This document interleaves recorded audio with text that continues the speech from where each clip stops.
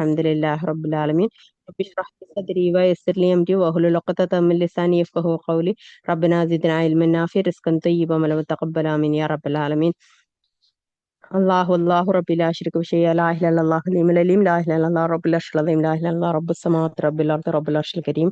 اللهم انك عفو تحب العفو فاعف عني. اللهم انك عفو تحب العفو فاعف عني. اللهم انك عفو تحب العفو فاعف عنا. آمين يا رب العالمين. ربي إني لما أنزلت إلي من خير فقير. ربنا آتنا من لدنك رحمة وهب لنا من أمرنا رشدا. رب اشرح لي صدري ويسر لي أمري. آمين يا رب العالمين.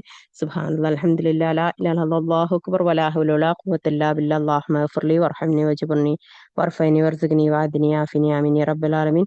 اللهم إنا نسألك جنات الفردوس الأعلى. اللهم إنا نسألك جنات الفردوس الأعلى. اللهم إنا نسألك جنات الفردوس الأعلى. آمين يا رب العالمين. അല്ലാഹുമ്മ സല്ലി അലാ മുഹമ്മദിൻ വഅലാ ആലി മുഹമ്മദ്. ഇന്ന് എടുക്കാനുള്ളത് ഖാഫിറും അതുപോലെ തന്നെ ഫുസ്സിലത്തും. ഖാഫിർ പാപം പൊറുക്കുന്നവനാണ്.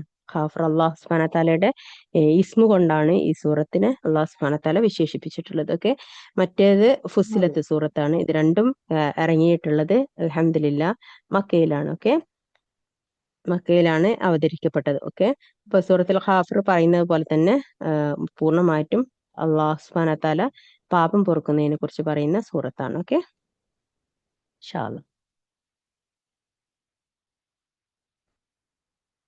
ഇൻഷാ അല്ലാഹ് നമ്മള് ക്ലാസ്സിലേക്ക് പോവുകയാണ്.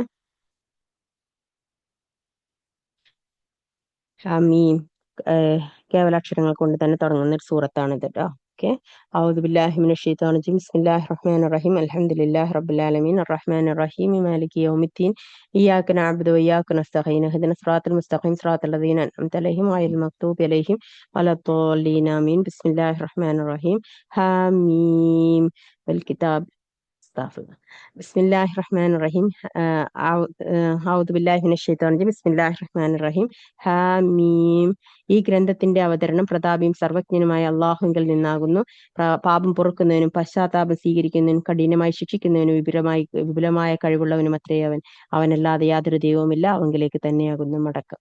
അള്ളാഹു സുബ്ഹാനഹു തആലയെ കുറിച്ച് തന്നെ പറഞ്ഞതാണ്. അവൻ ആരാണ്? അവന് പാപം പൊറുക്കുന്നവനാണ്. അവന് എല്ലാം അറിയുന്നവനാണ്. അതുപോലെ തന്നെ അവൻ എന്താണ്? പശ്ചാത്താപം സ്വീകരിക്കുന്നവനാണ്.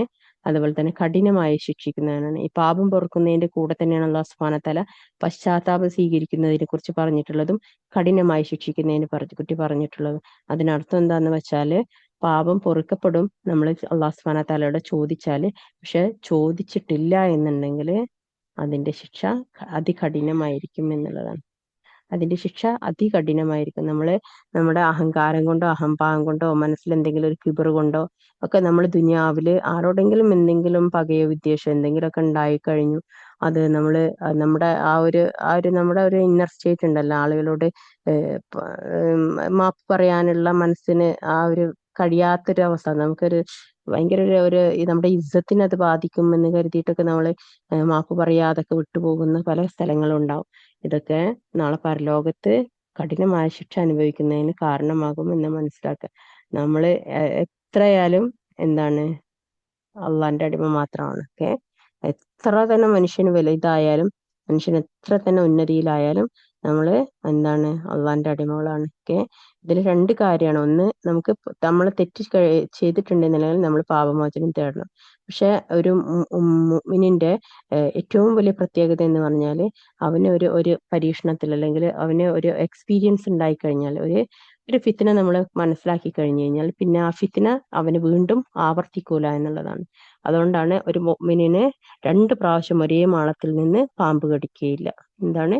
2 പ്രാവശ്യം ഒരേ മാളത്തിൽ നിന്ന് പാമ്പ് കടിക്കില്ല. അതായത് ഒരു ഫിത്ന നമുക്ക് അനുഭവിച്ചു, നമ്മളൊരു പ്രയാസത്തിൽ പെട്ടു, പിന്നെ ആ പ്രയാസത്തിൽ തന്നെ പോയിട്ട് നമ്മൾ തല വെച്ച് കൊടുക്കൂല എന്ന് നമ്മളെപ്പോഴും അതിനെ സൂക്ഷ്മതയോട് കൂടിയിട്ട് അതിനെ കാണുകയും അതിൽ നിന്ന് ഒഴിഞ്ഞു മാറുകയും ചെയ്യുമെന്ന്. നമുക്കൊരു ഫിത്ന ഉണ്ടായി, നമുക്കൊരു പ്രശ്നം ഉണ്ടായി, പ്രയാസം ഉണ്ടായി, നമുക്ക് അത് ഇന്നതാണെന്ന് അറിയുകയും ചെയ്യാം. പക്ഷെ നമ്മൾ അവിടെ ആ സമയത്ത് നമ്മുടെ സാഹചര്യം കൊണ്ട് നമ്മുടെ അടുത്തുനിന്ന് പല വാക്കുപഴവുകളോ അല്ലെങ്കിൽ സംസാരങ്ങളോ ഒക്കെ ഉണ്ടായിട്ടുണ്ടാവും. അതിനെ നമ്മൾ പാപമോചനം തേടുകയും നമ്മൾ അതിന് മാപ്പ് ചോദിക്കുകയും നമ്മൾ ജനങ്ങളുമായിട്ടുള്ള ഇടപാടിലാണെന്നുണ്ടെങ്കിലൊക്കെ അതിന് നമ്മൾ മാപ്പ് ചോദിക്കും. പക്ഷെ പിന്നെ ഒരു തിന്മ വരാതിരിക്കാൻ വേണ്ടിയിട്ട് നമ്മൾ പ്രൊട്ടക്ട് ചെയ്യും വേണം നമ്മളെ. കാരണം ഇനി അങ്ങനെ ഒരു അവസരം നമ്മൾക്ക് വരാതിരിക്കാൻ നമ്മൾ പരമാവധി പരിശ്രമിച്ചുകൊണ്ടായിരിക്കണം മുന്നോറുന്നത്. അല്ലാതെ ഒരു പ്രാവശ്യം അനുഭവിച്ചു വീണ്ടും അതിൽ തന്നെ വീണ്ടും അതിൽ തന്നെ. ചില ആളുകൾ ഉണ്ടാവും കടത്തിലൊക്കെ വീണ് പോകുന്നവര്. ഒരു പ്രാവശ്യം കടത്തിൽ വീണു പോയി, അത് ശരി, അതറിയാതെ സംഭവിച്ചു പോയതാണ്.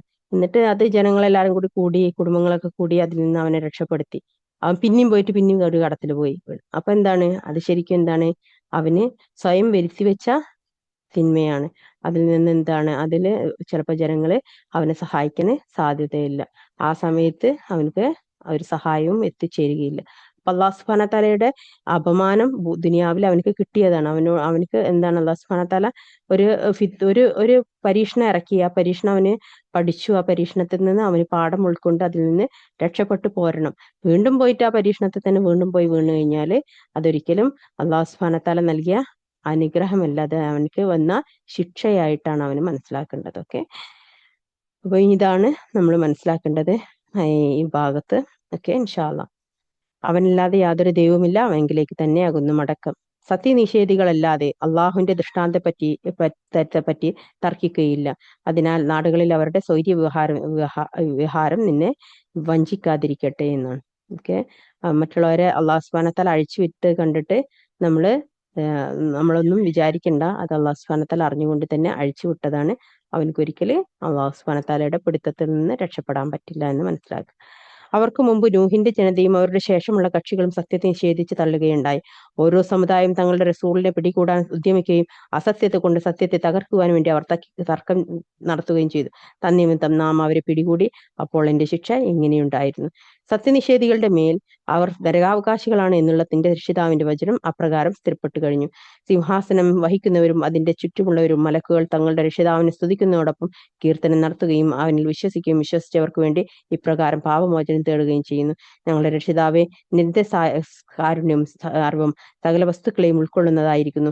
ആകയാൽ പശ്ചാത്തപിക്കുകയും നിന്റെ മാർഗം പിന്തുടരുകയും ചെയ്യുന്നവർക്ക് നീ പുറത്തു കൊടുക്കണമേ. അവരെ നീ നരകശിക്ഷയിൽ നിന്ന് കാക്കുകയും ചെയ്യണമേ. ഈ ദുആ മലക്കുകളുടെ ദുആ ആണ്. ഓക്കെ, മലക്കുകളുടെ ദുആ ഏതാണെന്ന് ചോദിച്ചിട്ടുണ്ടെങ്കിൽ സൂറത്തുൽ ഹാഫിറിലെ 7-ാമത്തെ ആയത്തിലാണ് ഉള്ളത് കേട്ടോ. അത് പ്രത്യേകിച്ച് നമ്മൾ മനസ്സിലാക്കുക, മലക്കുകളുടെ ദുആ ആണിത്. ഓക്കെ,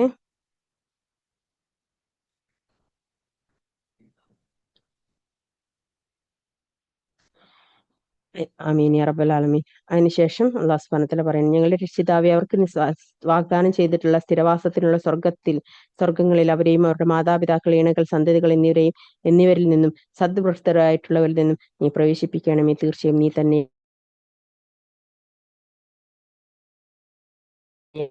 നീ ഏതൊരാളെ തിന്മയിൽ നിന്ന് കാക്കുന്നുവോ അവനോട് തീർച്ചയായും നീ കരുണ കാണിച്ചിരിക്കുന്നു. അത് തന്നെയാണ് മഹാഭാഗ്യം. ഇത്രയാണ് മലക്കളുടെ ദുആയിട്ട് അല്ലാഹു സുബ്ഹാനഹു വ തആല പറഞ്ഞിട്ടുള്ളത്. ഓക്കെ, ആമീൻ യാ റബ്ബൽ ആലമീൻ. അതിനുശേഷം അല്ലാഹു സുബ്ഹാനഹു വ തആല പറയും, തീർച്ചയായും സത്യനിഷേധികളോട് ഇപ്രകാരം വിളിച്ചു പറയപ്പെടും, നിങ്ങൾ വിശ്വാസത്തിലേക്ക് ക്ഷണിക്കപ്പെടുകയും എന്നിട്ട് നിങ്ങൾ അവിശ്വസിക്കുകയും ചെയ്തിരുന്ന സന്ദർഭത്തിൽ അള്ളാഹുവിന് നിങ്ങളോടുള്ള അമർഷം നിങ്ങൾ തമ്മിലുള്ള അമർഷത്തേക്കാൾ വലുതാകുന്നു. അവർ പറയും, ഞങ്ങളുടെ നാഥാ, 2 പ്രാവശ്യം നീ ഞങ്ങളെ നിർജ്ജീവാവസ്ഥയിലാക്കുകയും 2 പ്രാവശ്യം നീ ഞങ്ങൾക്ക് ജീവൻ നൽകുകയും ചെയ്തു. എന്നാൽ ഞങ്ങളുടെ കുറ്റങ്ങൾ സമ്മതിച്ചിരിക്കുന്നു. ആകയാൽ ഒന്ന് പുറത്തു പോകേണ്ടതിലേക്ക് വല്ല മാർഗവുമുണ്ടോ? അതായത് 2 പ്രാവശ്യം, അതായത് നമ്മൾ ഒന്നുമല്ലാത്തൊരു സ്റ്റേറ്റിൽ ഉണ്ടായിരുന്നു അല്ലെ, ഉമ്മാന്റെ വയറ്റിലും വാപ്പാന്റെ ശരീരത്തിലുമായിട്ട് നമ്മൾ എവിടെയോ ആയിരുന്നു. അതിൽ നിന്ന് അള്ളാഹു സുബ്ഹാനഹു വ തആല നമ്മളെ അവരെ ഒരുമിപ്പിക്കുകയും അതിലൂടെ നമുക്ക് അള്ളാഹു സുബ്ഹാനഹു വ തആല ജീവൻ നൽകുകയും ചെയ്തു. അതിനുശേഷം ആ ജീവൻ അള്ളാഹു സുബ്ഹാനഹു വ തആല മലക്കുൽ മൗത്തിലൂടെ നമ്മളിൽ നിന്ന് തിരിച്ചു പിടിക്കും.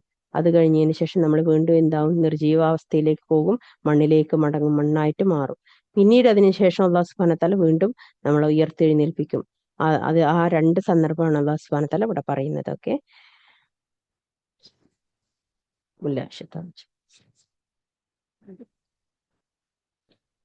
അള്ളാഹുവോട് മാത്രം പ്രാർത്ഥിക്കപ്പെട്ടാൽ നിങ്ങൾ അവിശ്വസിക്കുകയും അവനോട് പങ്കാളികൾ കൂട്ടിച്ചേർക്കപ്പെട്ടാൽ നിങ്ങൾ അവിശ്വസിക്കുകയും ചെയ്തിരുന്നത് നിമിത്തമത്രേ അത്.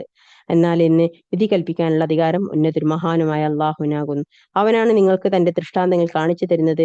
ആകാശത്ത് നിന്ന് അവൻ നിങ്ങൾക്ക് ഉപജീവനം ഇറക്കി തരികയും ചെയ്യുന്നു.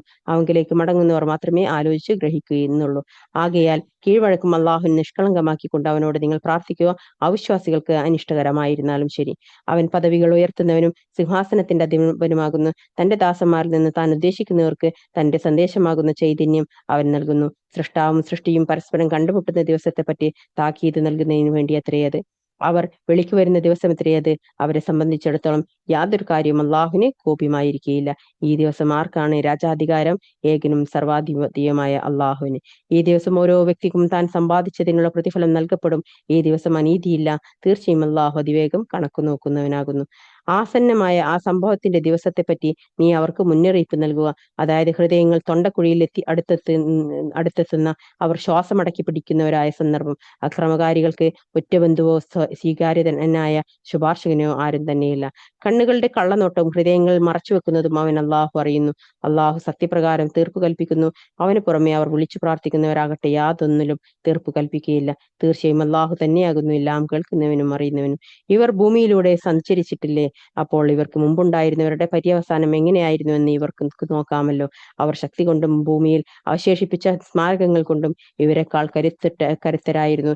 എന്നിട്ട് അവരുടെ പാപങ്ങൾ നിമിത്തം അള്ളാഹു അവരെ പിടികൂടി. അള്ളാഹുവിന്റെ ശിക്ഷയിൽ നിന്ന് അവർക്ക് കാവൽ നൽകാൻ ആരുമുണ്ടായില്ല. അതെന്തുകൊണ്ടെന്നാൽ അവരിലേക്കുള്ള ദൈവദൂതന്മാർ വ്യക്തമായ തെളിവുകളും കൊണ്ട് അവരുടെ അടുക്കൽ ചെല്ലാറുണ്ടായിരുന്നു. എന്നിട്ട് അവർ അവിശ്വസിച്ചു കളഞ്ഞു. അപ്പോൾ അള്ളാഹു അവരെ പിടികൂടി. തീർച്ചയായും അവൻ ശക്തനും കഠിനമായി ശിക്ഷിക്കുന്നവനും അത്രേ. തീർച്ചയായും നാം നമ്മുടെ ദൃഷ്ടാന്തങ്ങളും വ്യക്തമായ പ്രമാണവും കൊണ്ട് മൂസയെ അയക്കുകയുണ്ടായി, ഫിറഔന്റെയും ഹാമാന്റെയും ഹാറൂന്റെയും അടുത്തേക്ക്. അപ്പോൾ അവർ പറഞ്ഞു, വ്യാജവാദിയായ ഒരു ജാലബുദ്ധിക്കാരൻ നിന്ന്. അങ്ങനെ നമ്മുടെ പക്കൽ നിന്നുള്ള സത്യവും കൊണ്ട് അദ്ദേഹം അവരുടെ അടുക്കൽ ചെന്നപ്പോൾ അവർ പറഞ്ഞു, ഇവനോടൊപ്പം വിശ്വസിച്ചവരുടെ ആൺമക്കളെ നിങ്ങൾ കൊന്നുകളയുകയും അവരുടെ സ്ത്രീകളെ ജീവിക്കാൻ അനുവദിക്കുകയും ചെയ്യുക. പക്ഷെ സത്യനിഷേധികളുടെ കുതന്ത്രം വഴികേടിൽ മാത്രമേ കലാശിക്കൂ. ഫിറഔൻ പറഞ്ഞു, നിങ്ങൾ എന്നെ വിടൂ, മൂസയെ ഞാൻ കൊല്ലും. അവന്റെ രക്ഷിതാവിനെ വിളിച്ച് പ്രാർത്ഥിച്ചു കൊള്ളട്ടെ. അവൻ നിങ്ങളുടെ മതം മാറ്റിമറിക്കുകയോ ഭൂമിയിൽ കുഴപ്പം കുത്തിപ്പൊക്കുകയോ ചെയ്യുമെന്ന് തീർച്ചയായും ഞാൻ ഭയപ്പെടുന്നു. മൂസ പറഞ്ഞു, എന്റെ രക്ഷിതാവും നിങ്ങളുടെ രക്ഷിതാവുമായിട്ടുള്ളവനോട് വിചാരണയുടെ ദിവസത്തിൽ വിശ്വസിക്കാത്ത എല്ലാ അഹങ്കാരികളിൽ നിന്നും ഞാൻ ശരണം തേടുന്നു. ഫിറഔന്റെ ആൾക്കാരിൽപ്പെട്ട തന്റെ വിശ്വാസം മറച്ചു വെച്ചുകൊണ്ടിരുന്ന ഒരു വിശ്വാസിയായ മനുഷ്യൻ പറഞ്ഞു, എന്റെ രക്ഷിതാവ് അള്ളാഹുവാണ് എന്ന് പറയുന്നതിനാൽ നിങ്ങൾ ഒരു മനുഷ്യനെ കൊല്ലുകയോ? അദ്ദേഹം നിങ്ങൾക്ക് നിങ്ങളുടെ രക്ഷിതാവിൽ നിന്നുള്ള വ്യക്തമായ തെളിവുകൾ കൊണ്ടുവന്നിട്ടുണ്ട്.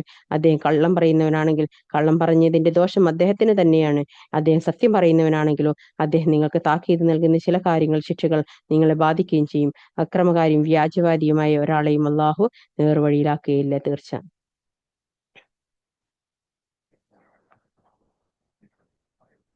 ഇതേപോലെ തന്നെയാണ് സൂറ യാസീനിലും അള്ളാഹു സുബ്ഹാനഹു വ തആല ഒരു മനുഷ്യനെ കുറിച്ച് പറയുന്നത്. ഓക്കെ, എന്റെ ജനങ്ങളെ, നിങ്ങൾ ഭൂമിയിൽ മികച്ചു നിൽക്കുന്നവർ എന്ന നിലയിൽ എന്ന ആധിപത്യം നിങ്ങൾക്ക് തന്നെ. എന്നാൽ അള്ളാഹുവിന്റെ ശിക്ഷ നമുക്ക് വന്നാൽ അതിൽ നിന്ന് നമ്മെ രക്ഷിച്ച് സഹായിക്കാൻ ആരുണ്ട്? ഫിറഔൻ പറഞ്ഞു, ഞാൻ ശരിയായി കാണുന്ന മാർഗം മാത്രമാണ് ഞാൻ നിങ്ങൾക്ക് കാണിച്ചു തരുന്നത്.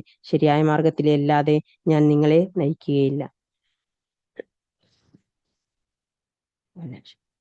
ആ വിശ്വസിച്ച ആൾക്കാർ പറഞ്ഞു, എന്റെ ജനങ്ങളെ, ആ കക്ഷികളുടെ ദിവസം പോലെയുള്ളവരെന്ന് തീർച്ചയായും നിങ്ങളുടെ കാര്യത്തിൽ ഞാൻ ഭയപ്പെടുന്നു. അതായത് നൂഹിന്റെ ജനതയുടെയും ആദിന്റെയും സമൂദിന്റെയും അവർക്ക് ശേഷമുള്ളവരുടെയും അനുഭവത്തിന്റെ തുല്യമായത്. ദാസന്മാരോട് യാതൊരു അക്രമവും ചെയ്യാൻ അള്ളാഹു ഉദ്ദേശിക്കുന്നില്ല. എന്റെ ജനങ്ങളെ, നിങ്ങൾ പരസ്പരം വിളിച്ചു കേഴുന്ന ദിവസത്തെ നിങ്ങളുടെ കാര്യത്തിൽ തീർച്ചയായും ഞാൻ ഭയപ്പെടുന്നു. അതായത് നിങ്ങൾ പിന്നോക്കം തിരിഞ്ഞോടുന്ന ദിവസം. അള്ളാഹുവിന്റെ ശിക്ഷയിൽ നിന്നും രക്ഷ നൽകുന്ന ഒരാളും നിങ്ങൾക്കില്ല. ഏതൊരാളെ അള്ളാഹു വഴി തെറ്റിക്കുന്നുവോ അവൻ നേർവഴി കാണിക്കാൻ ആരുമില്ല. വ്യക്തമായ തെളിവുകൾ കൊണ്ട് മുമ്പ് യൂസുഫ് നിങ്ങളുടെ അടുത്ത് വരികയുണ്ടായിട്ടുണ്ട്. അപ്പോൾ അദ്ദേഹം നിങ്ങൾക്ക് കൊണ്ടുവന്നതിനെ പറ്റി നിങ്ങൾ സംശയത്തിലായിക്കൊണ്ടേയിരുന്നു. എന്നിട്ട് അദ്ദേഹം മരണപ്പെട്ടപ്പോൾ ഇദ്ദേഹത്തിന് ശേഷം അള്ളാഹു ഇനി ഒരു ദൂതനെ നിയോഗിക്കുകയില്ല എന്ന് നിങ്ങൾ പറഞ്ഞു. അപ്രകാരം അതിക്രമകാരിയും സംശയാലുമായിട്ടുള്ളവനാരോ അവരെ അള്ളാഹു വഴിതെറ്റിക്കുന്നു. അതായത് തങ്ങൾക്ക് യാതൊരു ആധികാരിക പ്രമാണവും ഒന്നും കിട്ടാതെ അള്ളാഹുവിന്റെ ദൃഷ്ടാന്തങ്ങളിൽ തർക്കം നടത്തുന്നവര്. അത് അള്ളാഹുവിന്റെയും അടുക്കലും സത്യവിശ്വാസികളുടെ അടുക്കലും വലിയ കോപഹേതുമായിരിക്കുന്നു. അപ്രകാരം അഹങ്കാരിയും ഗർവിഷ്ഠരുമായിട്ടുള്ളവരുടെ ഹൃദയങ്ങളിലെല്ലാം അള്ളാഹു മുദ്രവെക്കുന്നു. ഫിറഔൻ പറഞ്ഞു, ഹാമാനെ, എനിക്ക് ആ മാർഗങ്ങളിൽ എത്താവുന്ന വിധം എനിക്ക് വേണ്ടി നീ ഉന്നത സമുദ്രം പണിതു തരൂ, അഥവാ ആകാശമാർഗങ്ങളിൽ. എന്നിട്ട് മൂസയുടെ ദൈവത്തിന്റെ അടുത്തേക്ക് എത്തി നോക്കുവാൻ. തീർച്ചയായും അവൻ മൂസ കളവ് പറയുകയാണെങ്കിൽ ഞാൻ വിചാരിക്കുന്നത് അപ്രകാരം ഫിറഔന് തന്റെ ദുഷ്വൃത്തി അലങ്കൃതമായി തോന്നിക്കപ്പെട്ടു. നേരായ മാർഗത്തിൽ നിന്ന് അവൻ തടയപ്പെടുകയും ചെയ്തു. ഫറോവയുടെ തന്ത്രം നഷ്ടത്തിൽ തന്നെയായിരുന്നു. ആ വിശ്വസിച്ച വ്യക്തി പറഞ്ഞു, എന്റെ ജനങ്ങളെ, നിങ്ങൾ എന്നെ പിന്തുടരൂ, ഞാൻ നിങ്ങൾക്ക് വിവേകത്തിന്റെ മാർഗം കാട്ടിത്തരാം. എന്റെ ജനങ്ങളെ, ഈ ഐഹിക ജീവിതം ഒരു താൽക്കാലിക വിഭവം മാത്രമാണ്. തീർച്ചയായും പരലോകം തന്നെയാണ് സ്ഥിരവാസത്തിനുള്ള ഭവനം. ആരെങ്കിലും ഒരു തിന്മ പ്രവർത്തിച്ചാൽ തത്തുല്യമായ പ്രതിഫലമേ അവന് നൽകപ്പെടുകയുള്ളൂ. സത്യവിശ്വാസിയായിക്കൊണ്ട് സൽക്കർമ്മം പ്രവർത്തിക്കുന്നത് ആരോ, പുരുഷനോ സ്ത്രീയോ ആകട്ടെ, അവർ സ്വർഗത്തിൽ പ്രവേശിക്കുന്നതാണ്. കണക്ക് നോക്കാതെ അവർക്ക് അവിടെ ഉപജീവനം നൽകപ്പെട്ടുകൊണ്ടിരിക്കും. എന്റെ ജനങ്ങളെ, എനിക്ക് എന്തൊരനുഭവം! ഞാൻ നിങ്ങളെ രക്ഷയിലേക്ക് ക്ഷണിക്കുന്നു, നിങ്ങളാകട്ടെ എന്നെ നരകത്തിലേക്കും ക്ഷണിക്കുന്നു. ഞാൻ അള്ളാഹുൽ അവിശ്വസിക്കുവാനും എനിക്ക് യാതൊരു അറിവുമില്ലാത്തത് അവനോട് ഞാൻ പങ്കു ചേർക്കുവാനും നിങ്ങൾ എന്നെ ക്ഷണിക്കുന്നു. ഞാനാകട്ടെ പ്രതാപശാലിയും ഏറെ പൊറുക്കുന്നതിനുമായ അള്ളാഹുലേക്ക് നിങ്ങളെ ക്ഷണിക്കുന്നു. നിങ്ങൾ എന്നെ ഏതൊന്നിലേക്ക് ക്ഷണിച്ചുകൊണ്ടിരിക്കുന്നുവോ അതിന് ഇഹലോകത്താകട്ടെ പരലോകത്താകട്ടെ യാതൊരു പ്രതിഫലവും ഉണ്ടാകാവുന്നതല്ല എന്നതും, നമ്മുടെ മടക്കം അള്ളാഹുവിലേക്ക് ആണ് എന്നതും, അതിക്രമകാരികൾ തന്നെയാണ് നരകാവകാശികൾ എന്നതും ഉറപ്പായ കാര്യമാകുന്നു. എന്നാൽ ഞാൻ നിങ്ങളോട് പറയുന്നത് വഴിയെ നിങ്ങൾ ഓർക്കും. എന്റെ കാര്യം ഞാൻ അള്ളാഹുവിലേക്ക് ഏൽപ്പിച്ചു വിടുന്നു. തീർച്ചയായും അള്ളാഹു ദാസന്മാരെ പറ്റി കണ്ടറിയുന്നവനാകുന്നു. അപ്പോൾ അവർ നടത്തിയ കുതന്ത്രങ്ങളുടെ ദുഷ്ഫലങ്ങളിൽ നിന്ന് അള്ളാഹു അദ്ദേഹത്തെ കാത്തു. ഫിറൗന്റെ ആളുകളെ കടുത്ത ശിക്ഷ വലയം ചെയ്യുകയുമുണ്ടായി. നരകം രാവിലെയും വൈകുന്നേരം അവർ അതിനു മുന്നിൽ പ്രദർശിപ്പിക്കപ്പെടും. ആ അന്ത്യസമയം നിലയിൽ വരുന്ന ദിവസം ഫിറൗന്റെ ആളുകളെ ഏറ്റവും കഠിനമായ ശിക്ഷയിൽ നിങ്ങൾ പ്രവേശിപ്പിക്കുക എന്ന് കൽപ്പിക്കപ്പെടും. നരകത്തിൽ അവർ അന്യോന്യം ന്യായവാദം നടത്തുന്ന സന്ദർഭം ശ്രദ്ധേയമാക്കുന്നു. അപ്പോൾ ദുർബലർ അഹംഭാവം നടിച്ചവരോട് പറയും, തീർച്ചയായും ഞങ്ങൾ നിങ്ങളെ പിന്തുടർന്ന് ജീവിക്കുകയായിരുന്നു. അതിനാൽ നരകശിക്ഷയിൽ നിന്നുള്ള വല്ല വിഹിതവും ഞങ്ങളിൽ നിന്ന് ഒഴിവാക്കി തരാൻ നിങ്ങൾക്ക് കഴിയുമോ? അപ്പോൾ അഹങ്കാരം നടിച്ചവർ പറയും, തീർച്ചയായും നമ്മളെല്ലാം ഇതിൽ തന്നെയാകുന്നു. തീർച്ചയായും അള്ളാഹു ദാസന്മാർക്കിടയിൽ വിധി കൽപ്പിച്ചു കഴിഞ്ഞു. നരകത്തിലുള്ളവർ നരകത്തിന്റെ കാവൽക്കാരോട് പറയും, നിങ്ങൾ നിങ്ങളുടെ രക്ഷിതാവിനോട് പ്രാർത്ഥിക്കുക, ഞങ്ങൾക്ക് ഒരു ദിവസത്തെ ശിക്ഷയെങ്കിലും അവൻ ഇതിൽ ലഘൂകരിച്ചു തരട്ടെ. അവർ കാവൽക്കാർ പറയും, നിങ്ങളിലേക്കുള്ള ദൂതന്മാർ വ്യക്തമായ തെളിവുകളും കൊണ്ട് നിങ്ങളുടെ അടുത്ത് വന്നിട്ടുണ്ടായിരുന്നില്ലേ? അവർ പറയും, അതെ. കാവൽക്കാർ പറയും, എന്നാൽ നിങ്ങൾ തന്നെ പ്രാർത്ഥിച്ചു കൊള്ളുക, സത്യനിഷേധികളുടെ പ്രാർത്ഥന പ്രതാവിലായി പോവുകയുള്ളൂ. തീർച്ചയായും നാം നമ്മുടെ ദൂതന്മാരെയും വിശ്വസിച്ചവരെയും ഐഹിക ജീവിതത്തിലും സാക്ഷി രംഗത്ത് വരുന്ന ദിവസത്തിലും സഹായിക്കുക തന്നെ ചെയ്യും. സാക്ഷികൾ രംഗത്ത് വരുന്ന ദിവസത്തിലും സഹായിക്കുക തന്നെ ചെയ്യും. അതായത് അക്രമികൾക്ക് അവരുടെ ഒഴിവ് കഴിവ് പെടാത്ത ദിവസം അവർക്കാകുന്നു ശാപം, അവർക്കാകുന്നു ചീത്തഭവനം. മൂസയ്ക്ക് നാം മാർഗദർശനം നൽകുകയും ഇസ്രായേലിനെ നാം വേദഗ്രന്ഥത്തിന്റെ അവകാശികളാക്കുകയും ചെയ്തു. ബുദ്ധിയുള്ളവർക്ക് മാർഗദർശനവും ഉത്ബോധനവുമായിരുന്നു അത്. അതിനാൽ നീ ക്ഷമിക്കുക, തീർച്ചയായും അള്ളാഹുവിന്റെ വാഗ്ദാനം സത്യമാകുന്നു. നിന്റെ പാപത്തിൽ നീ മാപ്പ് തേടുകയും വൈകുന്നേരവും രാവിലെയും നിന്റെ രക്ഷിതാവിനെ സ്തുതിക്കുന്നതോടൊപ്പം പ്രകീർത്തിക്കുകയും ചെയ്യുക. തങ്ങൾക്ക് യാതൊരു പ്രമാണവും വന്നു കിട്ടാതെ അള്ളാഹുവിന്റെ ദൃഷ്ടാന്തങ്ങളെ പറ്റി തർക്കിക്കുന്നവരാരോ, അവരുടെ ഹൃദയങ്ങളിൽ തീർച്ചയായും അഹങ്കാരം മാത്രമേ ഉള്ളൂ. അവർ അവിടെ എത്തുന്നതേയില്ല. അതുകൊണ്ട് നീ അള്ളാഹുവോട് ശരണം തേടുക. തീർച്ചയായും അവനാണ് എല്ലാം കേൾക്കുന്നവനും കാണുന്നവനും. തീർച്ചയായും ആകാശങ്ങളും ഭൂമിയും സൃഷ്ടിക്കുക എന്നതാണ് മനുഷ്യരെ സൃഷ്ടിക്കുന്നതിനേക്കാൾ വലിയ കാര്യം. പക്ഷെ മനുഷ്യരിൽ അധിക പേരും മനസ്സിലാക്കുന്നില്ല. അന്ധനും കാഴ്ചയില്ലാത്തവനും സമമാവുകയില്ല. വിശ്വസിച്ച് സൽക്കർമ്മങ്ങൾ ചെയ്തവരും ദുഷ്വൃത്തി ചെയ്തവരും സമമാവുകയില്ല. ചുരുക്കത്തിൽ മാത്രമേ നിങ്ങൾ ആലോചിച്ച് മനസ്സിലാക്കുന്നുള്ളൂ. ആ അന്ത്യസമയം വരാനുള്ളത് തന്നെയാണ്, അതിൽ സംശയമേ ഇല്ല. പക്ഷെ മനുഷ്യരിലധിക പേരും വിശ്വസിക്കുന്നില്ല. നിങ്ങളുടെ രക്ഷിതാവ് പറഞ്ഞിരിക്കുന്നു, നിങ്ങൾ എന്നോട് പ്രാർത്ഥിക്കൂ, ഞാൻ നിങ്ങൾക്ക് ഉത്തരം നൽകാം. എന്നെ ആരാധിക്കാതെ അഹങ്കാരം നടിക്കുന്നവരാരോ, അവർ വഴിയെ നിന്ദ്യരായിക്കൊണ്ട് നരകത്തിൽ പ്രവേശിക്കുന്നതാണ് തീർച്ച. അള്ളാഹു ആകുന്നു നിങ്ങൾക്ക് വേണ്ടി രാത്രിയെ നിങ്ങൾക്ക് ശാന്തമായി വസിക്കുവാൻ തക്കവണ്ണം പകലിനെ വെളിച്ചവും ആക്കിയവൻ. തീർച്ചയായും അള്ളാഹു ജനങ്ങളോട് ഔദാര്യമുള്ളവനാകുന്നു. പക്ഷെ മനുഷ്യരിൽ അധിക പേരും നന്ദി കാണിക്കുന്നില്ല. അവനാകുന്നു നിങ്ങളുടെ രക്ഷിതാവും എല്ലാ വസ്തുക്കളുടെയും സൃഷ്ടാവുമായ അള്ളാഹു, അവനല്ലാതെ യാതൊരു ദൈവവുമില്ല. എന്നിരിക്കെ നിങ്ങൾ എങ്ങനെയാണ് സന്മാർഗത്തിൽ നിന്ന് തെറ്റിക്കപ്പെടുന്നത്? അപ്രകാരം തന്നെയാണ് അള്ളാഹുവിന്റെ ദൃഷ്ടാന്തങ്ങളെ നിഷേധിച്ചവർ സന്മാർഗത്തിൽ നിന്ന് തെറ്റിക്കപ്പെടുന്നത്.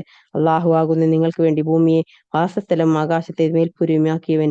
അവൻ നിങ്ങളെ രൂപപ്പെടുത്തുകയും ചെയ്തു. അങ്ങനെ അവൻ നിങ്ങളുടെ രൂപങ്ങൾ മികച്ചതാക്കി. വിശിഷ്ട വസ്തുക്കളിൽ നിന്ന് അവൻ നിങ്ങൾക്ക് ഉപജീവനം നൽകുകയും ചെയ്തു. അവനാകുന്നു നിങ്ങളുടെ രക്ഷിതാവായ അള്ളാഹു.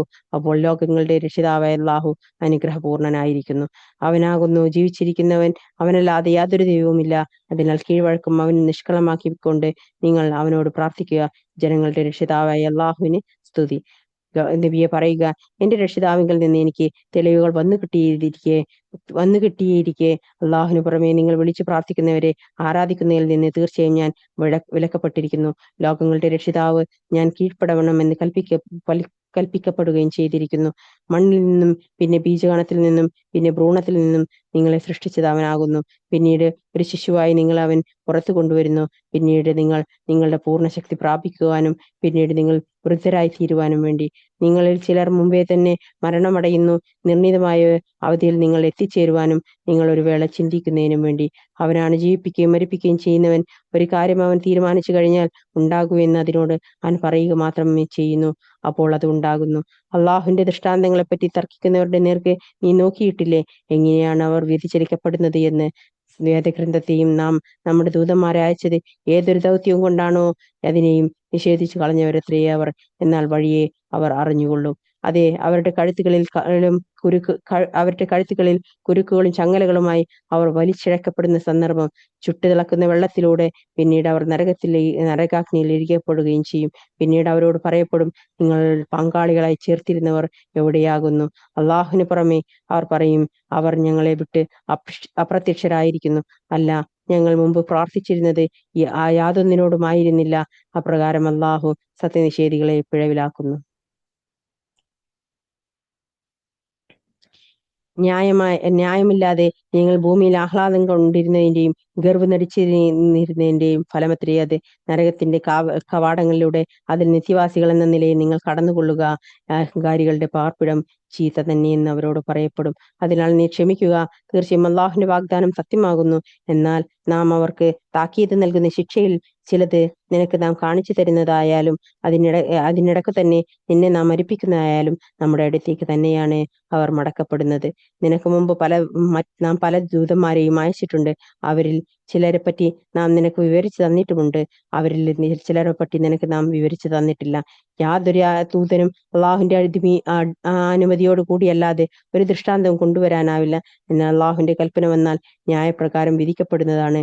അസത്യവാസികൾ അവിടെ നഷ്ടത്തിലാവുകയും ചെയ്യും. അള്ളാഹു ആകുന്നു നിങ്ങൾക്ക് വേണ്ടി കന്നുകാലികളെ സൃഷ്ടിച്ചു തന്നവൻ. അവയിൽ ചിലതിനെ നിങ്ങൾ വാഹനമായി ഉപയോഗിക്കുന്നതിന് വേണ്ടി അവയിൽ ചിലതിനെ നിങ്ങൾക്ക് ഭക്ഷിക്കുകയും ചെയ്യുന്നു. നിങ്ങൾക്ക് അവയിൽ പല പ്രയോജനങ്ങളുമുണ്ട്. അവ മുഖേന നിങ്ങളുടെ ഹൃദയങ്ങളിലുള്ള വല്ല ആവശ്യത്തിലും നിങ്ങൾ എത്തിച്ചേരുക തന്നെ ചെയ്യുന്നു. അവയുടെ പുറത്തും കപ്പലുകളിലുമായി നിങ്ങൾ വഹിക്കപ്പെടുകയും ചെയ്യുന്നു. സുബ്ഹാനല്ലാഹ്. അവന്റെ ദൃഷ്ടാന്തങ്ങൾ അവൻ നിങ്ങൾക്ക് കാണിച്ചു തരികയും ചെയ്യുന്നു. അപ്പോൾ അള്ളാഹുവിന്റെ ദൃഷ്ടാന്തങ്ങളിൽ ഏതൊന്നിനെയാണ് നിങ്ങൾ നിഷേധിച്ചു തള്ളുന്നത്? എന്നാൽ അവർക്ക് മുമ്പുണ്ടായിരുന്നവരുടെ പര്യവസാനം എങ്ങനെയായിരുന്നു എന്ന് കാണാൻ അവർ ഭൂമിയിൽ സഞ്ചരിച്ചു നോക്കിയിട്ടില്ലേ? അവർ ഇവരെക്കാൾ എണ്ണം കൂടിയവരും ശക്തി കൊണ്ടും ഭൂമിയിൽ വിട്ടേച്ചു പോയ അവശിഷ്ടങ്ങൾ കൊണ്ടും ഏറ്റവും പ്രബലരുമായിരുന്നു. എന്നിട്ടും അവർ നേടിയെടുത്തു വരുന്നതൊന്നും അവർക്ക് പ്രയോജനപ്പെട്ടില്ല. അങ്ങനെ അവരിലേക്കുള്ള ദൂതന്മാർ വ്യക്തമായ തെളിവുകളും കൊണ്ട് അവരുടെ അടുത്ത് ചെന്നപ്പോൾ അവരുടെ പക്കലുള്ള അറിവ് കൊണ്ട് അവർ തൃപ്തി അടയുകയാണ് ചെയ്തത്. ഏതൊന്നിനെ പറ്റി അവർ പരിഹസിച്ചിരുന്നുവോ ആ ശിക്ഷ അവരെ വലയം ചെയ്യുകയുണ്ടായി. എന്നിട്ട് നമ്മുടെ ശിക്ഷ കണ്ടപ്പോൾ അവർ പറഞ്ഞു, ഞങ്ങൾ അള്ളാഹുൽ മാത്രം വിശ്വസിക്കുകയും അവനോട് ഞങ്ങൾ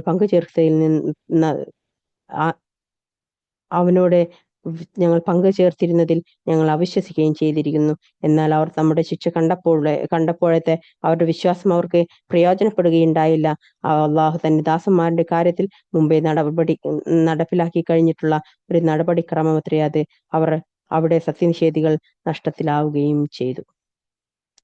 ഒരു കഥ വായിക്കുന്നത് പോലെ വായിച്ചു പോകാൻ പറ്റുന്ന സൂറത്താണ് സൂറത്തുൽ ഫാത്തിർ. ഒക്കെ അതിൽ പ്രത്യേകിച്ച് ഒന്നും വിവരിക്കാനില്ല എന്ന് കരുതുന്നു. നിങ്ങൾക്ക് പഠിക്കാനും വേണ്ടിയിട്ടാണെന്നുണ്ടെങ്കിൽ നിങ്ങൾ അതൊന്ന് വീണ്ടും ഒന്ന് റിവൈസ് ചെയ്യുന്നത് നന്നായിരിക്കും കേട്ടോ.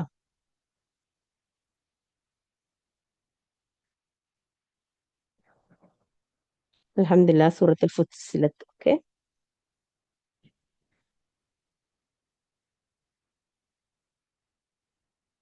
സൂറത്തുൽ ഫുസ്സിലത്തിനെ കുറിച്ചിട്ട് പിന്നെ മക്കി സൂറയാണ്. അതായത് ഖുറൈശികൾ തമ്മിൽ യോഗം ചേർന്ന് പിന്നെ നമുക്കിടയിൽ ഇങ്ങനെ കുഴപ്പങ്ങളും ഇതൊക്കെ ഉണ്ടാക്കുന്ന ആളുകളുണ്ടല്ലോ. അതായത് റസൂലുള്ളാഹി സ്വല്ലല്ലാഹു അലൈഹി വസല്ലമയുടെ സമൂഹം. അവര് ശരിക്കും എന്താണ്, അവർക്ക് മുന്നിൽ നമ്മൾ ജാലവിദ്യ കൊണ്ടും കവിതകൾ കൊണ്ടും പ്രശ്നവിദ്യ കൊണ്ടും ഒക്കെ അവരുമായിട്ട് സംഭാഷണം നടത്തുകയും എന്നിട്ട് അതിൽ നിന്ന് പിന്മാറാൻ സാധിക്കുമോ എന്ന് അവർ പറ്റുമോ എന്നൊന്ന് നോക്കട്ടെ എന്ന് പറഞ്ഞിട്ടുണ്ടായിരുന്നു. അപ്പൊ ഇന്നത്തെ കാലഘട്ടത്തിലും ഈ കവിതകളും പിന്നെ അതുപോലെ തന്നെ പിന്നെ പ്രശ്നവിദ്യയും കവിതകള് ഇതൊക്കെ ഇസ്ലാമിന്റെ പേരിൽ പല ആളുകളും പറയുന്നതും കേൾക്കുന്നതും ഒക്കെ കാണും. പക്ഷെ അതൊന്നും ഇസ്ലാമിലേക്ക് കൂട്ടിച്ചേർക്കാൻ പറ്റുന്നതല്ല. അവരുടെ തിന്മയുമായിട്ട് ചേർന്ന് നിൽക്കുകയാണെന്നാണ് അതിന്റെ അർത്ഥം. ഓക്കെ, അത് ഇസ്ലാമിൽ എന്തില്ല, ഇങ്ങനെ കവിതകൾ ഉണ്ടാക്കുകയും അതുപോലെ തന്നെ പിന്നെ പ്രശ്നവിദ്യ അറിയിച്ച് അതിനനുസരിച്ച് അതിന് ഉത്തരം കൊടുക്കുകയും അങ്ങനത്തെ ഒന്നും ജാലവിദ്യകൾ കാണിക്കുക, അതൊന്നും എന്തില്ല, ഇസ്ലാമില് പറഞ്ഞിട്ടുള്ള കാര്യങ്ങളല്ല എന്നുള്ളത് മനസ്സിലാക്കുക. ഓക്കെ, അങ്ങനെ ഇവര് പറഞ്ഞിട്ട് പിന്നെ ഉത്ബത്ത് ബിൻ റഹീബയെ റബിയയെ പറഞ്ഞയച്ചു കേട്ടോ റസൂലുള്ളാഹി സ്വല്ലല്ലാഹു അലൈഹി വസല്ലമയുടെ അടുത്ത്. അങ്ങനെ ഉത്ബത്ത് റസൂലുള്ളാഹി സ്വല്ലല്ലാഹു അലൈഹി വസല്ലമയുടെ അടുത്ത് ചെന്നിട്ട് ഇങ്ങനെ, മുഹമ്മദേ, നീയോ നിന്റെ പിതാവായ അബ്ദുള്ളയാണോ ഉത്തമൻ എന്ന് ചോദിക്കും. റസൂലുള്ളാഹി സ്വല്ലല്ലാഹു അലൈഹി വസല്ലം അവലംബിച്ചു. വീണ്ടും ഉത്ബത്ത്, നീയോ നിന്റെ പിതാമഹൻ അബ്ദുൽ മുത്തലിക്കോ ഉത്തമൻ എന്ന് ചോദിക്കും. അപ്പോഴും റസൂലുള്ളാഹി സ്വല്ലല്ലാഹു അലൈഹി വസല്ലം ഒന്നും പറയില്ല. പിന്നെ ഉത്ബത്ത് ചോദിക്കും, ഇവരെല്ലാം നിന്നേക്കാൾ ഉത്തമമായിരുന്നുവെങ്കിൽ നീ കുറ്റപ്പെടുത്തുന്ന ഈ ദൈവങ്ങളെ, വിഗ്രഹങ്ങളെ അവരും ആരാധിച്ചു വന്നിരുന്നു. അവരെക്കാൾ ഉത്തമൻ നീയാണെന്ന് പറയുന്നുവെങ്കിൽ നീ ഒന്ന് സംസാരിക്കൂ, ഞങ്ങൾ കേൾക്കട്ടെ എന്ന്. അപ്പം ഉത്ബ എന്നിട്ട് പറയുന്നത്, അള്ളാഹു ആണേ സത്യം, ഈ ജനതയിൽ നിന്നേക്കാൾ ലക്ഷണം കെട്ടവൻ മറ്റൊരാളും ഉണ്ടാകില്ല. ഞങ്ങളുടെ ഐക്യം നീ ശിഥിലമാക്കി, ഞങ്ങളുടെ കാര്യങ്ങൾ നീ താറുമാറാക്കി, മതത്തെ നീ കുറ്റപ്പെടുത്തി, അറബികളുടെ മുന്നിൽ ഞങ്ങളെ അപമാനിച്ചു. ഹേ മനുഷ്യ, നിനക്ക് സാമ്പത്തികമായി വല്ല ആവശ്യമുള്ളതാണെങ്കിൽ ഞങ്ങൾ നിനക്ക് ധനം ശേഖരിച്ചു തന്ന് നിന്നെ ഖുറൈശികളിൽ ഏറ്റവും വലിയ ധനികനാക്കാം. വാഹനമാണ് നീ ഉദ്ദേശിക്കുന്നതെങ്കിൽ നീ വിവാഹമാണ് ഉദ്ദേശിക്കുന്നതെങ്കിൽ നീ ഇഷ്ടപ്പെട്ട സ്ത്രീയെ നിനക്ക് വിവാഹം ചെയ്തു തരാം. വേണമെങ്കിൽ 10 പേരെയും വിവാഹം ചെയ്തു വരാം. നബി സല്ലല്ലാഹു അലൈഹി വസല്ലം ചോദിച്ചു, താങ്കൾ പറഞ്ഞു കഴിഞ്ഞുവോ ഉത്ബത്ത്? ഏതെ, എന്നാൽ കേൾക്കൂ എന്ന് പറഞ്ഞുകൊണ്ട് റസൂലുള്ളാഹി സ്വല്ലല്ലാഹു അലൈഹി വസല്ലം ഹാമീം സജദയുടെ ബിസ്മില്ലാഹി മുതൽ 13ാമത്തെ ആയത്ത് വരെ ഓതി കേൾപ്പിച്ചു എന്നുള്ളതാണ്. ഓക്കെ, കൈകൾ പിന്നോട്ട് കെട്ടി നിന്ന് അത് കേട്ടിട്ട് ഉത്ബത്ത് പറഞ്ഞു, എന്ത്, മതി മതി എന്ന് പറഞ്ഞിട്ട് സ്റ്റോപ്പ് ചെയ്യിപ്പിച്ചു. 13ാമത്തെ ആയത്തെത്തിയപ്പോൾ ഉത്ബത്തിന്റെ വന്നപ്പോഴത്തെ മുഖഭാവം മാറി. ഖുറൈശികളുടെ സദസ്സിലേക്കല്ല, നേരെ സ്വന്തം വീട്ടിലേക്കായിരുന്നു അയാൾ മടങ്ങിപ്പോയത് എന്നാണ്. ഉത്ബത്ത് മതം മാറിപ്പോയോ എന്ന് ജനങ്ങളൊക്കെ വിചാരിച്ചു പോയി എന്ന്. അത്രയും അദ്ദേഹം പ്രയാസപ്പെട്ടിട്ട് അത് വീട്ടിലേക്ക് പോയി. എന്നിട്ട് അബൂ ജഹല് അയാളുടെ വീട്ടിൽ ചെന്ന് കണ്ടിട്ട് അപ്പം അവരോട് അയാൾ പറഞ്ഞത്, മുഹമ്മദിൽ നിന്ന് ഞാൻ ചിലതെല്ലാം കേൾക്കുകയുണ്ടായി. അത് ജാലവുമല്ല, പ്രശ്നവുമല്ല, കവിതയുമല്ല, അതുപോലുള്ള വാക്കുകൾ ഞാൻ കേട്ടിട്ടില്ല. അവസാനം അവൻ ആദ് സമൂദിന്റെയും പോലുള്ള ശിക്ഷയെക്കുറിച്ചൊക്കെ അദ്ദേഹം വിവരിച്ചു തരികയുണ്ടായി എന്ന് പറഞ്ഞിട്ട് അവിടെ ഖുറൈശികളോട് പറയാണ്. അപ്പോൾ ഞാൻ അവന്റെ വായ പൂട്ടിപ്പിടിച്ചിട്ട് ഞാൻ പറഞ്ഞു, ഇനി പറയണ്ട, ഇനി നിർത്ത്, എനിക്ക് ഇനി കേൾക്കണ്ട എന്ന് പറഞ്ഞു. നിങ്ങൾക്കറിയാമല്ലോ മുഹമ്മദ് കളവ് പറയാറില്ലെന്ന്, അതുകൊണ്ട് നമുക്ക് വല്ല ശിക്ഷയും ബാധിച്ചേക്കുമോ എന്ന് ഞാൻ ഭയപ്പെട്ടു പോയി എന്നാണ്. മുഹമ്മദ് ഒരിക്കലും കളവ് പറയില്ല എന്നറിയാലോ, അപ്പൊ അതുകൊണ്ട് തന്നെ കളവ് പറയാത്ത ഒരാളുടെ വായിൽ നിന്ന് വല്ലതും വരുന്നതിൽ കൂട്ടത്തില് നിങ്ങൾക്കുള്ള ശിക്ഷ വന്നു എന്നൊക്കെ പറഞ്ഞിട്ടുണ്ടെന്നുണ്ടെങ്കിൽ പിന്നീട് ശിക്ഷ ഇറങ്ങുമല്ലോ. അപ്പൊ അതുകൊണ്ട് ഞാൻ മുഹമ്മദിന്റെ വായ കൂട്ടിപ്പിടിച്ചു എന്നുള്ളതാണ്. ഓക്കെ,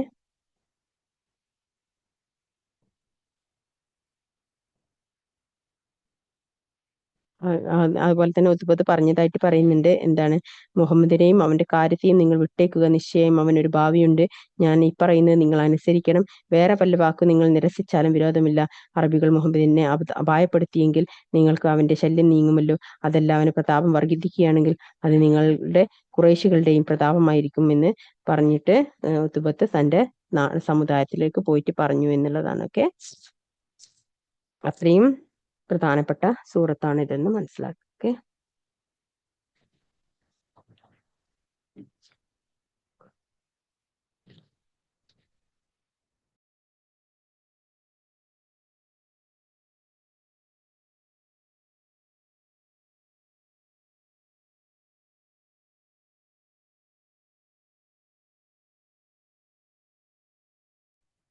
ബിസ്മില്ലാഹിർ റഹ്മാനിർ റഹീം. സൂറത്തിലേക്ക് പോവാണ്. ഹാമീം, ആദ്യത്തെ അതേപോലെ തന്നെ കേവലാക്ഷരം കൊണ്ട് തുടങ്ങിയതാണ്. മക്കീ സൂറത്താണ് കേട്ടോ. കാരുണികനും കരുണാനിധിയുമായിട്ടുള്ളവന്റെ പക്കൽ നിന്ന് അവതരിപ്പിക്കപ്പെട്ടതത്രേ ഇത്. വചനങ്ങൾ വിശദീകരിക്കപ്പെട്ട ഒരു വേദഗ്രന്ഥം, മനസ്സിലാക്കുന്ന ആളുകൾക്ക് വേണ്ടി അറബി ഭാഷയിൽ പാരായണം ചെയ്യപ്പെടുന്ന ഒരു ഗ്രന്ഥം, സന്തോഷ വാർത്ത അറിയിക്കുന്നതും താക്കീത് നൽകുന്നതുമായിട്ടുള്ള ഗ്രന്ഥം. എന്നാൽ അവരിൽ അധിക പേരും തിരിഞ്ഞു കളഞ്ഞു, അവർ കേട്ട് മനസ്സിലാക്കുന്നില്ല. അവർ പറഞ്ഞു, നീ ഞങ്ങളെ എന്തൊന്നിലേക്ക് വിളിക്കുന്നുവോ അത് മനസ്സിലാക്കാനാകാത്ത വിധം ഞങ്ങളുടെ ഹൃദയങ്ങൾ മൂടിയുള്ളതാകുന്നു, ഞങ്ങളുടെ കാതുകൾക്ക് ബധിരതയുണ്ടാകുന്നു, ഞങ്ങൾക്കും നിനക്കുമിടയിൽ ഒരു മറയുണ്ട്, അതിനാൽ നീ പ്രവർത്തിച്ചു കൊള്ളുക, തീർച്ചയായും തീർച്ചയായും ഞങ്ങളും പ്രവർത്തിക്കുന്നവരാകുന്നു. നീ പറയുക, ഞാൻ നിങ്ങളെപ്പോലെയുള്ള ഒരു മനുഷ്യൻ മാത്രമാകുന്നു. നിങ്ങളുടെ ദൈവം ഏക ദൈവമാകുന്നു എന്ന് എനിക്ക് ബോധനം നൽകപ്പെട്ടിരിക്കുന്നു. ആകയാൽ അവങ്കിലേക്കുള്ള മാർഗത്തിൽ നിങ്ങൾ നേരെ നിലകൊള്ളുകയും അവനോട് നിങ്ങൾ പാപമോചനം തേടുകയും ചെയ്യുവാൻ. ദൈവാരാധികൾക്കാകുന്നു നാശം. സക്കാത്ത് നൽകുന്നവരും പരലോകത്തിൽ സക്കാത്ത് നൽകാത്തവരും പരലോകത്ത് വിശ്വാസവുമില്ലാത്തവരുമായ, തീർച്ചയായും വിശ്വസിക്കുകയും സൽക്കർമ്മങ്ങൾ പ്രവർത്തിക്കുകയും ചെയ്തവർക്ക് അവർക്കാകുന്നു മുറിഞ്ഞു പോകാത്ത പ്രതിഫലമുള്ളത്. നീ പറയുക, 2 ദിവസഘട്ടങ്ങളായി ഭൂമിയെ സൃഷ്ടിച്ചവനിൽ നിങ്ങൾ അവിശ്വസിക്കുകയും അവന് നിങ്ങളെ സമന്മാരെ സ്ഥാപിക്കുകയും തന്നെയാണ് ചെയ്യുന്നത്. അവനാകുന്നു ലോകങ്ങളുടെ രക്ഷിതാവ്. അതിൽ ഭൂമിയിൽ അതിന്റെ ഉപരിഭാഗത്ത് ഉറച്ചു നിൽക്കുന്ന പർവ്വതങ്ങൾ അവ സ്ഥാപിക്കുകയും അതിൽ അഭിവൃദ്ധി ഉണ്ടാക്കുകയും അതിലെ ആഹാരങ്ങൾ അവിടെ വയ്ക്കുകയും ചെയ്തിരിക്കുന്നു. 4 ദിവസഘട്ടങ്ങളിലായിട്ടാണ് അവൻ അത് ചെയ്തത്. ആവശ്യപ്പെടുന്നവർക്ക് വേണ്ടി ശരിയായ അനുപാതത്തിൽ. അവർക്ക് പുറമെ അവൻ ആകാശത്തിന്റെ നേർക്ക് തിരിഞ്ഞു. അതൊരു പുകയായിരുന്നു. എന്നിട്ട് അതിനോടും ഭൂമിയോടും അവൻ പറഞ്ഞു, നിങ്ങൾ അനുസരണാപൂർവമോ നിർബന്ധിതമായോ വരിക. അവർ രണ്ടും പറഞ്ഞു, ഞങ്ങളിതാ അനുസരണയുള്ളവരായി വന്നിരിക്കുന്നു. അങ്ങനെ 2 ദിവസങ്ങളുടെ ഘട്ടങ്ങളായി അവൻ ആകാശഭൂമികളാക്കി തീർത്തു. ഓരോ ആകാശത്തെയും അതതിന്റെ കാര്യം അവൻ നിർദ്ദേശിക്കുകയും ചെയ്തു. സമീപത്തുള്ള ആകാശത്തെ നാം ചില വീടുകൾ കൊണ്ട് അലങ്കരിക്കുകയും സംരക്ഷിക്കുന്ന ഏർപ്പെടുത്തുകയും ചെയ്തു. പ്രതാപശാലിയും സർവജ്ഞനുമായ അള്ളാഹു വ്യവസ്ഥപ്പെടുത്തിയത്രേ ഇത്. അതായത് 2 ദിവസം ഭൂമിയുടെ നോക്കിയിട്ട് ശരിയാക്കി. അതുപോലെ തന്നെ 4 ഘട്ടങ്ങളായിട്ട് ഭൂമിയിലെ വസ്തുക്കളെ മുഴുവനും വ്യവസ്ഥപ്പെടുത്തി എന്നുള്ളതാണ്. അതുപോലെ തന്നെ അതിന്റെ ഇടയിൽ തന്നെ ആകാശത്തേക്ക് നോക്കുകയും അങ്ങനെ ആകാശത്തെയും അതിനെ വ്യവസ്ഥപ്പെടുത്തി വെച്ചു എന്നുള്ളതാണ്. ഓക്കെ. അപ്പൊ 4ഉം 2ഉം 6 ദിവസം കൊണ്ടാണ് ലോകം മുഴുവൻ അല്ലാഹു സുബ്ഹാനഹു വ തആല സൃഷ്ടിച്ചത് എന്ന് പറയുന്നത്. ഓക്കെ. സുബ്ഹാനല്ലാഹ്.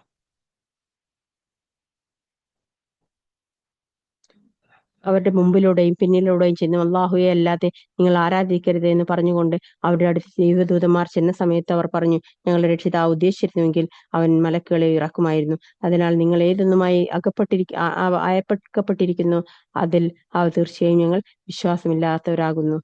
മലക്കുകളെ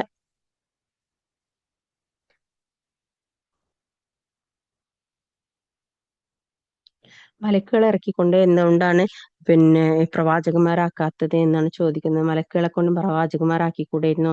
എന്തിനാണ് മനുഷ്യന് ഒരു സാധാരണക്കാരനല്ലേ, ഞങ്ങൾക്കിടയിലുള്ളവനെ തന്നെയല്ല, അവനിങ്ങനെ ഒരു പ്രവാചകനാകുക എന്നുള്ള രീതിയിലാണ് ആളുകൾ അതിനെ നോക്കിക്കണ്ടത്. എന്നാൽ ആദ്യ സമുദായം ന്യായം കൂടാതെ ഭൂമിയിൽ അഹംഭാവം നടിക്കുകയും ഞങ്ങളെക്കാൾ ശക്തിയിൽ മികച്ചവർ ആരുണ്ട് എന്ന് പറയുകയുമാണ് ചെയ്തത്. അവർക്ക് കണ്ടുകൂടെ, അവരെ സൃഷ്ടിച്ച അല്ലാഹു തന്നെയാണ് അവരെക്കാൾ ശക്തിയിൽ മികച്ചവനെന്ന്. നമ്മുടെ ദൃഷ്ടാന്തങ്ങളെ അവർ നിഷേധിച്ച് കളയുകയായിരുന്നു. അങ്ങനെ ദുരിതം പിടിച്ച ഏതാനും ദിവസങ്ങൾക്കുള്ളിൽ അവരുടെ നേർക്ക് ഉഗ്രമായ ഒരു ശീതക്കാറ്റ് നാം അയച്ചു. ഐഹിക ജീവിതത്തിൽ തന്നെ അവർക്ക് അപമാനകരമായ ശിക്ഷ നാം ആസ്വദിപ്പിക്കാൻ വേണ്ടി.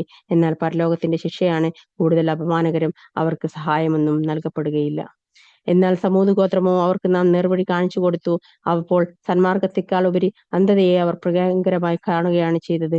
അങ്ങനെ അവർ ചെയ്തുകൊണ്ടിരുന്നതിന്റെ ഫലമായി അപമാനകരമായ ഒരു ഭയങ്കര ശിക്ഷ അവരെ പിടികൂടി. വിശ്വസിക്കുകയും ധർമ്മനിഷ്ഠ പുലർത്തിക്കൊണ്ടിരിക്കുകയും ചെയ്തവരെ നാം രക്ഷപ്പെടുത്തുകയും ചെയ്തു.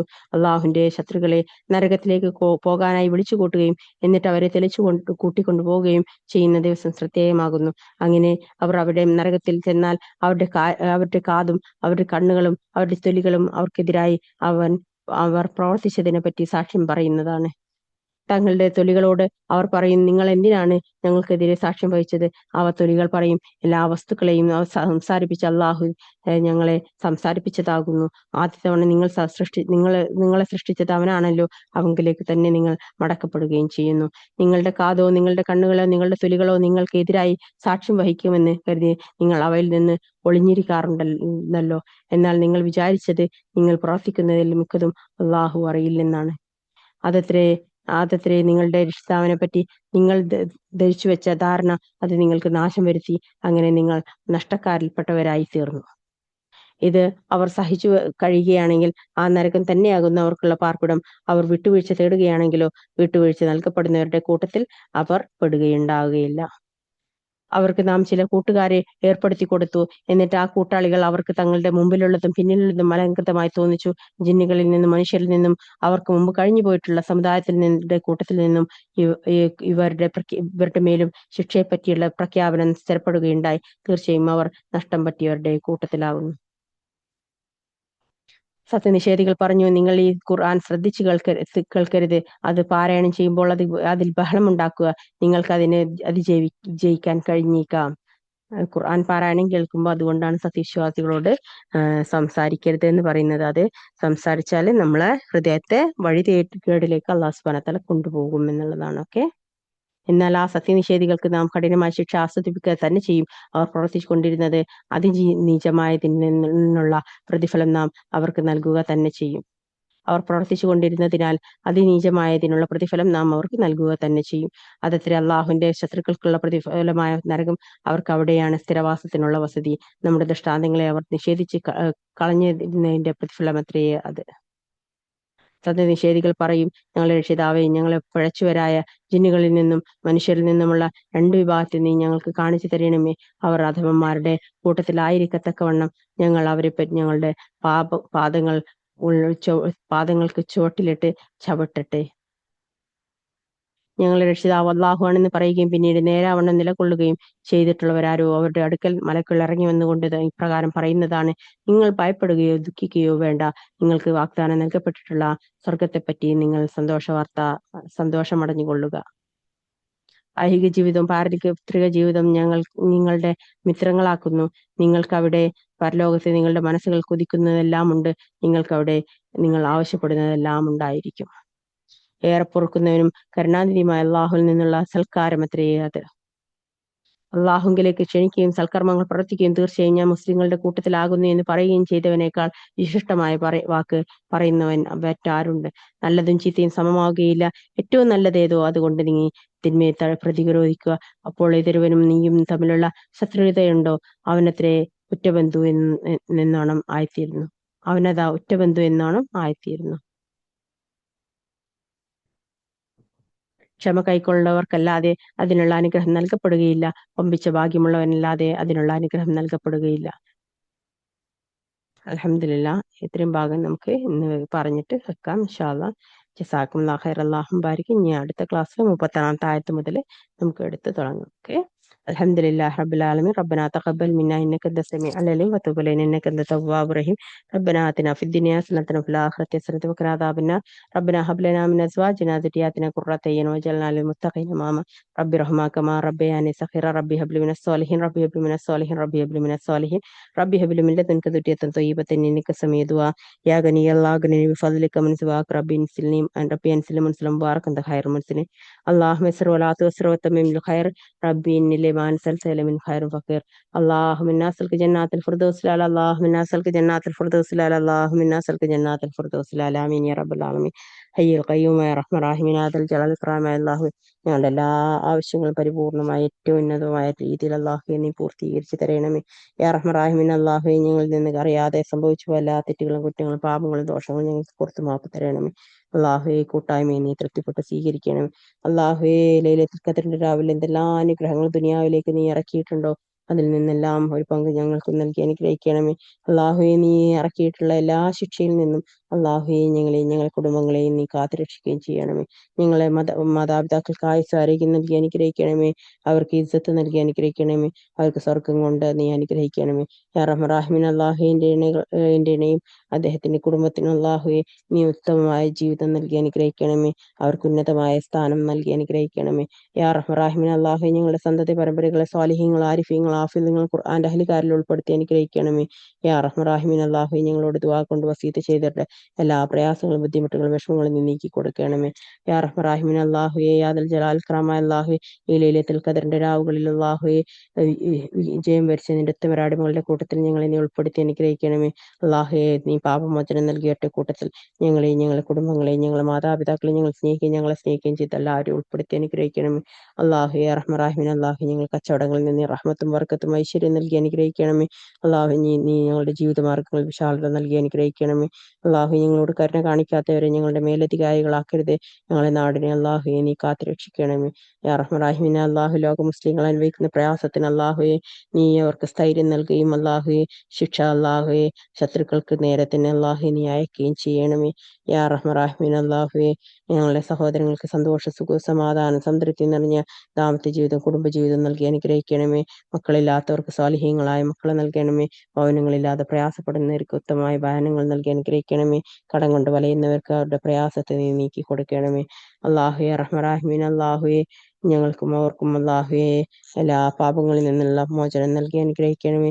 നിന്റെ ഭവനങ്ങളിൽ വന്ന് അള്ളാഹു സുജൂദ് ചെയ്യാനുള്ള തൗഫീഖ് നീ ഏറ്റിത്തരണമേ. ഈമാനോട് കൂടി ജീവിപ്പിക്കുകയും ഈമാനോട് കൂടി മരിപ്പിക്കുകയും ഖബറിലെ അദാബിൽ നിന്ന് കാത്തുരക്ഷിക്കുകയും സ്വർഗത്തിലെ ഉന്നതിയിൽ അള്ളാഹു ഞങ്ങളെ നീ ഒരുമിപ്പിക്കുകയും ചെയ്യണമേ. ഈ കൂട്ടായ്മ അള്ളാഹു നീ തൃപ്തിപ്പെട്ട് സ്വീകരിക്കണമേ. ഏഹലോകത്തും പരലോകത്തും വിജയം വരിച്ചുത്തമര അടിമകളുടെ കൂട്ടത്തിൽ ഉൾപ്പെടാൻ അള്ളാഹുയെ സൽകീർത്തിയുള്ള സമൂഹമാകാൻ അള്ളാഹു തൗഫീഖ് നൽകി അനുഗ്രഹിക്കണമേ.